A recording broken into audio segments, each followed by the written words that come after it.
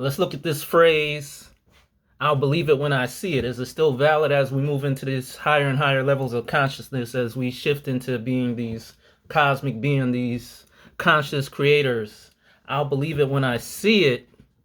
When somebody tells you that, and you have an idea or a vision or a dream, and somebody tells you, I'll believe it when I see it, basically they're telling you that they don't believe in you, they don't believe in your power, or they don't believe in your vision until you actually make it manifest. So maybe they don't even believe in their own power. So most of the time, these people aren't consciously creating their lives. If you only believe in something once it becomes manifest, then you're not creating life. You're just reacting to life. You're not a conscious creator of your life. You're actually just a victim of life. And, this speaks to a lack of imagination. Imagination is our greatest power as human beings, as spiritual beings, is our imagination, our ability to not just react to our environment, but to actually envision a new environment, a new reality, and then from that vision, holding on to that vision and actually manifesting that vision. So this is what separates us from all other living beings. Other beings, they can only live off of instinct, right? But we actually have the ability to create a new reality, create a new environment. We're not just reacting to life, but we can actually create life and create our reality in the image that we want it to have. We actually have that ability. So this is what separates human beings or spiritual beings from other life forms. So there's this quote that says, great minds think about ideas, average minds think about events, and then small minds think about people. So somebody who tells you they'll believe it when they see it, they're waiting for it to be actually manifested in the physical realm before they discuss it with you. They don't want to engage you on the level of ideas, which is actually the greatest level, right? That's the greatest power, is this ability to have ideas and to ideate things, to create things. They're not being creative, they're being reactive. They're not being proactive, they're being reactive. Most likely they're problem oriented rather than solution oriented, because in order to find solutions, you have to see beyond what's right in front of your face. These people, they need things in their face. They need things in this physical reality before they can react to it. But somebody who's intuitive or somebody who's creative, they're seeing things before they happen. They have vision. They have foresight. As we move into this stage of higher and higher consciousness and higher dimensions, the lowest dimension or the lowest state is when something has become physicalized. So these people are actually looking at things backwards, because once something's already created, yes, everybody can see it, everybody can believe it once it's created, but things don't become created at the level of physical reality. Things become created in the unseen realm. Things become created when they're in your mind. You have to first conceive of something before you make it manifest. Our highest level of consciousness is at the level of conception, the level of imagination. Our greatest power is our imagination. And we're never taught to use our imagination. We're actually taught, as we become older, we should use less and less imagination and more of just reacting to our environment, reacting to what's there. But, all the great inventors, all the great visionaries, they had this ability to use their imagination.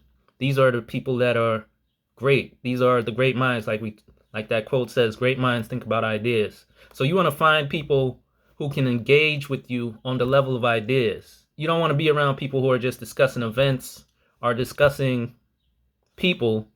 That's actually lower dimensions, lower levels of consciousness. It's a higher consciousness when you can think on the level of ideas, and when you find other people that can think with you on the level of ideas. That's a higher consciousness. Those are your creators. Those are your visionaries. Those are your revolutionaries. Those are your trailblazers. Anybody can follow the path that's already been created. If you're going to be a conscious creator, if you're going to be a cosmic being, you want to find possibilities that haven't been thought of before. That's how you create. You don't create based on what's already existed. You create out of what doesn't exist, what has never been done before. This is why consciousness, or human consciousness, is growing so slowly. Most of the people are operating on the level of being reactive rather than proactive, or reactive rather than creative. Most people need a role model. This is basically what somebody is telling you when they say they'll believe it when they see it. They need a role model. They need you to role model for them this new reality. So if you're going to be a cosmic conscious creator, you're creating a new reality. You're coming with new ideas, new thoughts. And so you want to get around other people who can engage with you at the level of ideas. Anybody can engage with you once you've already created something. When you're in that process of creation, you're looking for co-creators, people that are going to affirm something that's in your head, that is not in the physical reality yet. Somebody who's going to affirm your vision, affirm your ideas, affirm your dreams. You don't want somebody who is not going to engage with you until you've actually manifested your vision or your reality. They're not pouring life into your vision or your dreams.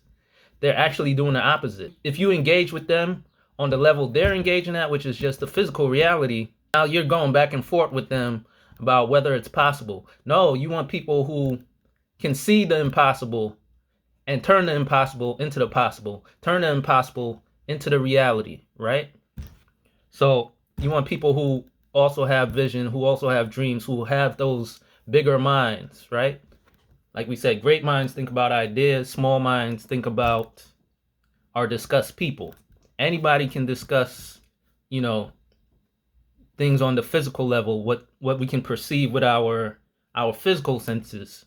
You want to tap into your higher senses, your higher abilities, your higher mind, and see things that are in the unseen world, or hear things that other people can't hear.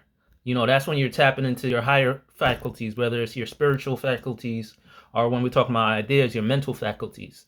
So you want to get around people who can see things and know that, once you believe something, then you will see it. You have to believe it first, and then it will come into the physical realm. Then it will manifest.